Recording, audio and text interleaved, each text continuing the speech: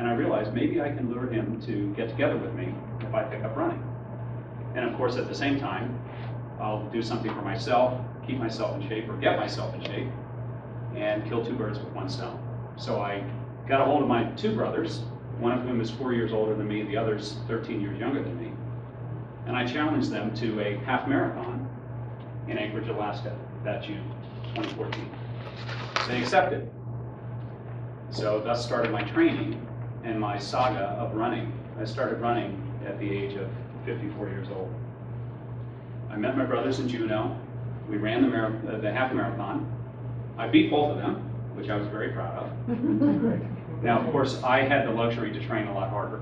I had a lot more flexibility in my life to do that based on my responsibilities versus theirs. But I have to say I was very proud of having achieved that, especially beating my younger brother, who was 13 years younger. That led me to start running marathons and challenging them to join me on marathons. Well, that part didn't work out so well because I haven't attracted them to go and run a marathon with me. Although my younger brother did join me on my first marathon in Tulsa, Oklahoma that fall. The reason I chose Tulsa was my dad grew up in Sapulpa, Oklahoma, just outside of Tulsa. And I noticed that the course ran around the school that my dad attended, the boarding school in Tulsa that my dad attended. So that was a great attraction. That also attracted my younger brother as well. I went and ran the race, finished in under 4 hours. That's not a stellar time, but for a first-time runner, that's pretty good. I was very proud of myself, and I finished that race like this. I was cooking pretty well. The big lesson I learned in that was, know your roots. Your roots are important. I visited Tulsa. I did Tulsa because my dad grew up there. But also look to the future. The future is what really, really counts in your life. That's the lesson I learned from Tulsa. The other lesson was, if you have a big goal to challenge yourself with, grab hold of that, train, and go do it, because you can do it. You can actually achieve it. I did it, and if I can do it, you can do it. The next race was a few months later in Boise, Idaho. Well, I chose Boise because my older brother's parents-in-law lived there. I had dated my brother's wife's sister for a couple of years, so I was pretty close to the family. Wanted to see them. They're getting on in years, and they retired in Boise. So I went up there, ran the race there, and it was harder than the first one. I didn't train as well. Beautiful terrain along the Boise River. What I learned from that race, because I walked a fair amount of that race, was it's okay to walk in life. Run hard, work hard, but also, if you need to walk a bit, go ahead and walk. Give yourself a break. Work hard, but give yourself a break if you need to. Listen to your body, listen to your mind, listen to your heart, and be good to yourself. That's the thing I learned from Boise.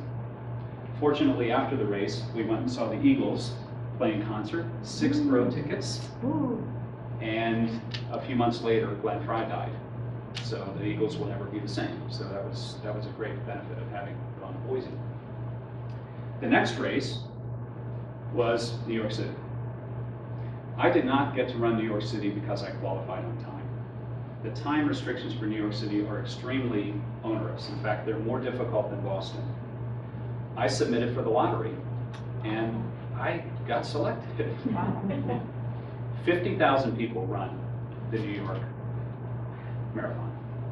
So I was one among 50,000. It was one of the greatest experiences of my life. The people are incredible. All 5 boroughs, the course covers all 5 boroughs of New York. Not the entire borough, of course, but it touches all 5 boroughs of the city. There are people that are born, they're raised, they live in New York their entire lives, and they die, and they don't go to all 5 boroughs. I've been to all 5 boroughs thanks to the New York City Marathon. What I learned from that marathon was and the entire city was rooting for me. And of course it was rooting for 50,000 other people as well. But there are so many people rooting for you that you may not even be aware of in your life. So make it a good run, because they're backing you up. The next race was in Ventura, California. It was actually Ojai to Ventura. It's called the Mountain to the Beach race. Mostly downhill. It's the only race that I've gone to that my wife wasn't there, My younger brother backed out at the last minute. I had no other friends there. I ran the race alone. A lot of times you're going to have to run your race alone. But it's okay. It's all right. You trained to run with other people, but it's okay. Because a lot of this, in the end, it's really you, yourself, even if you have a great family, a great spouse, and everything, a lot of this you're going to have to do alone. And believe me, in Ventura, I learned that, because not only did I run alone, even though it was downhill, I had started to develop a problem in one of my feet called plantar fasciitis. So I ran with an injury. The last marathon that I've run a few months ago was in Dublin, Ireland. And we took my mom and took my wife, because I don't know how much longer my mom can travel internationally. What I learned from Dublin is 26.2 miles is the same everywhere. People are the same, are pretty much the same everywhere.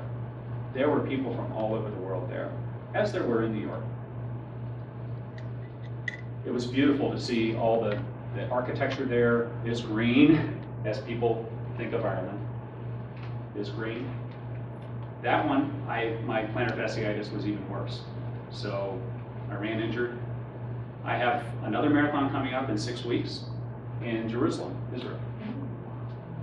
And I will run injured. Then I will bike for a few months and figure out how to get over this injury, because I want to run again. What are the biggest lessons that I've learned from this? It's fast and it's slow. It's very hard and it's as easy as can be. I have a cast of people behind me and I'm all alone. It's just like life.